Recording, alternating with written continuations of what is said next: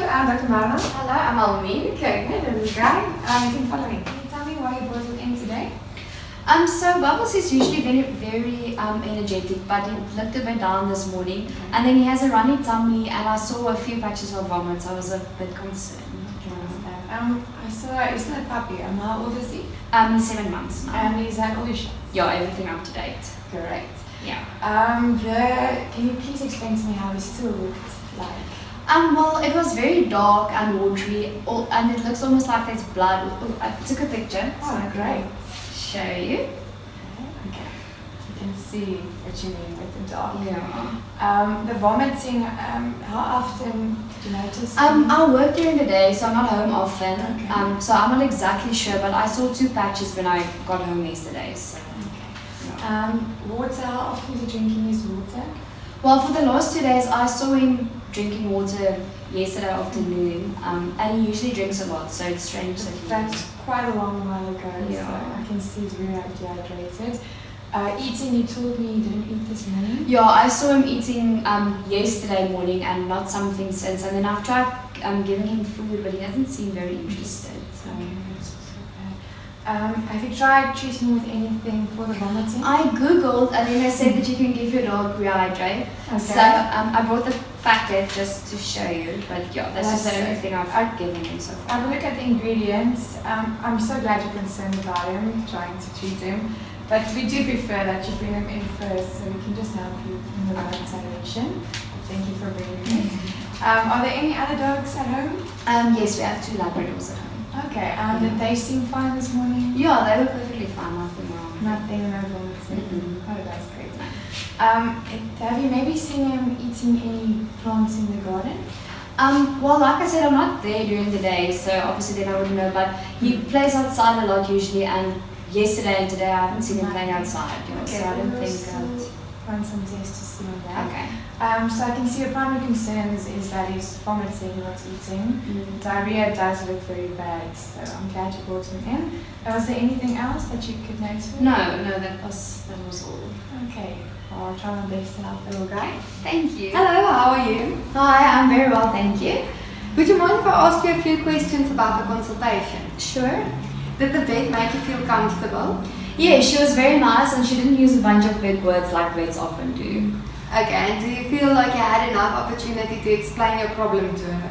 Yes, she asked the questions very slowly, and she gave me time to remember everything that I had to, so yeah. And do you feel that you were being listened to? Yes, and I could see that she used what I gave her to understand the problems. And what did you like about this consultation?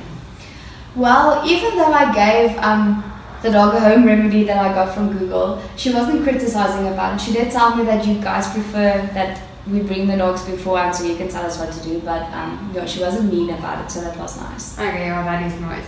And then what would you say she can improve on? She was very professional, which is obviously a good thing, but it can cause a bit of a stiff environment in the beginning, so that's the only thing that I think could be improved on a bit. And the doctor's attitude toward Bubbles, were you happy with that? Yeah, it was very good. She fed him the whole time, so yeah, you could see that she really likes dogs. Okay, thank you for your time. It's a pleasure. Hello doctor, how are you? I'm good, thank you. Okay, so what did you find easy about the consultation? The client was really easy to talk to. She seemed so concerned about her dog, and it didn't seem like she was trying to hide any information about the case. Okay, and what was more difficult? It's difficult when a client works the entire day and comes back at night.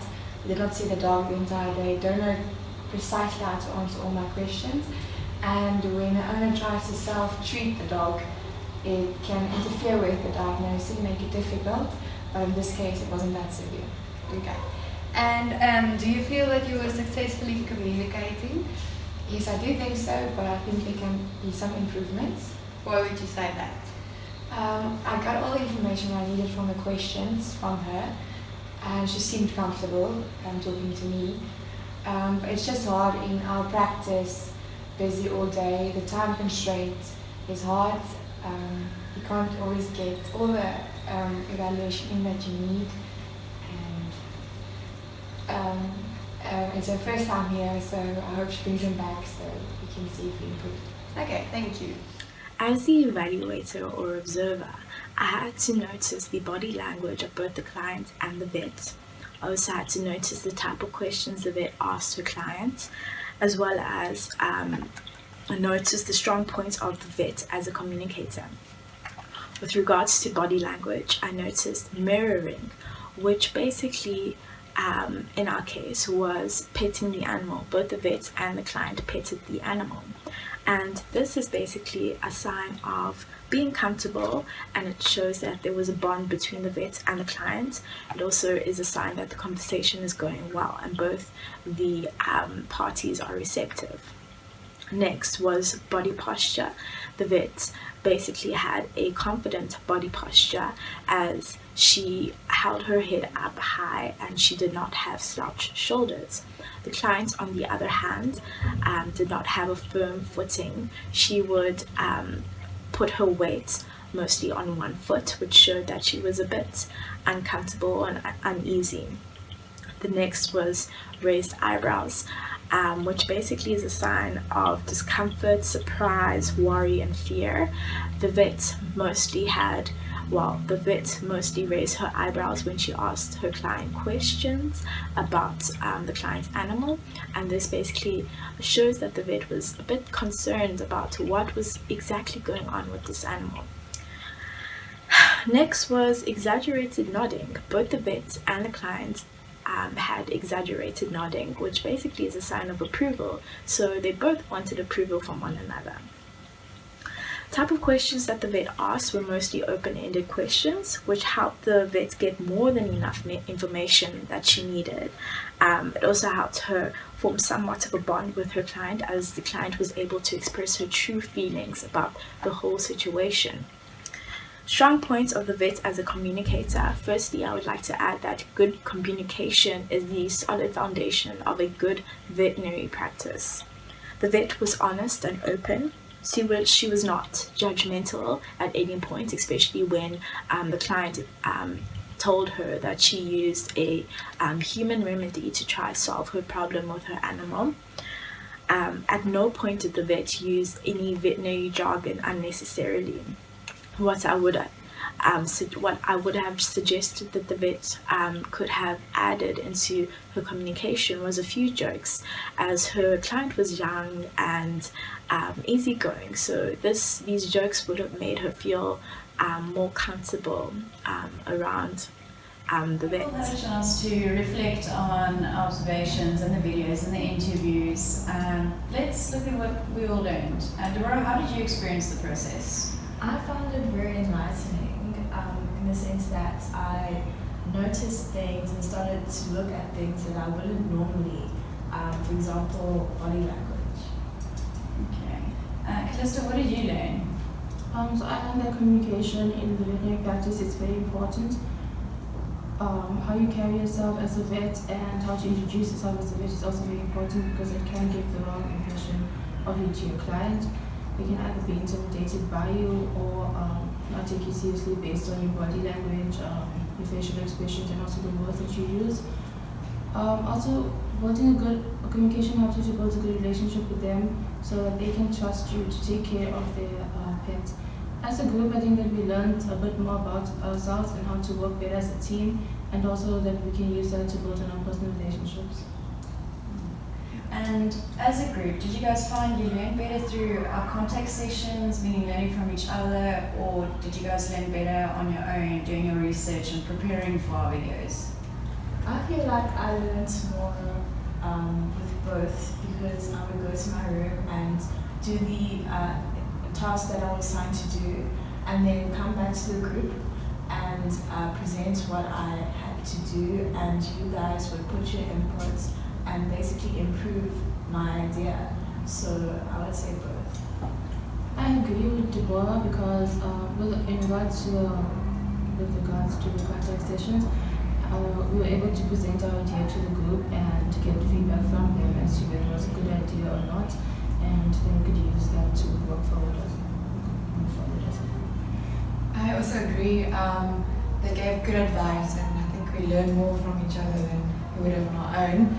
It also gave us confidence to voice an opinion and to express our ideas, which some of us might not normally do in a group situation. I also think the research was also a very important part of coming together.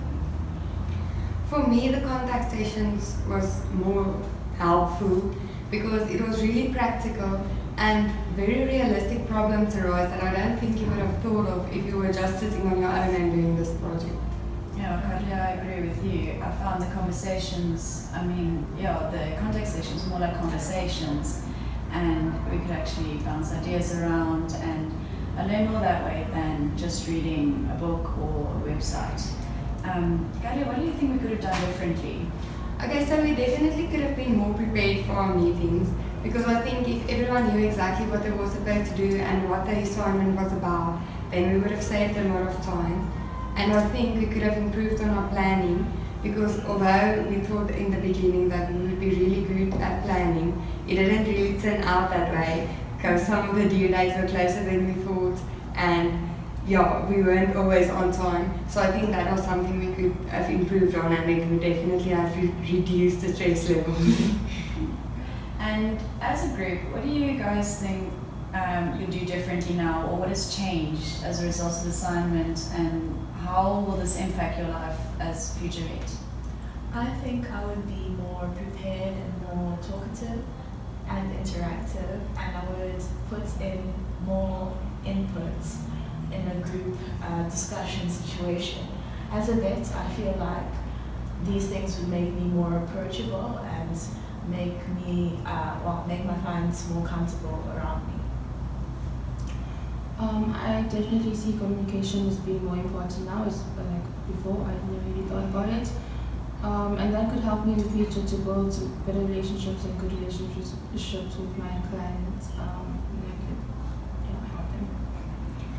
I would have an action plan or at least an idea of what I want to do before coming to a meeting or a project or something, because you have to be more independent and not just wait for the rest of the group to tell you what to do.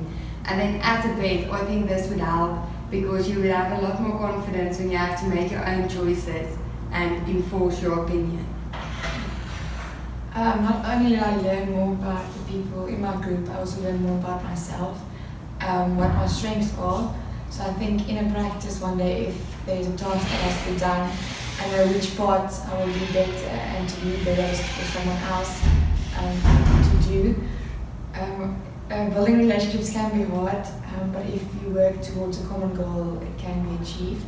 Just the consultation part, I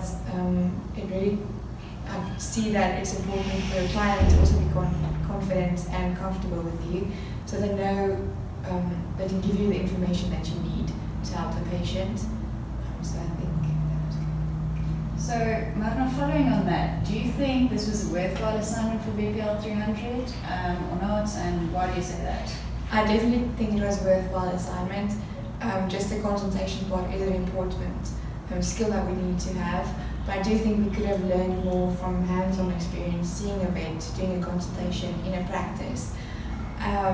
Also helping with the communication in a group, and if you listen to the responses in our group, you know it was worthwhile.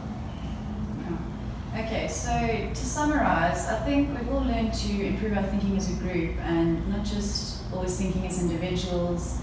And also we've learned to concentrate on our people skills and our relationships, both within our future profession and between ourselves and our clients.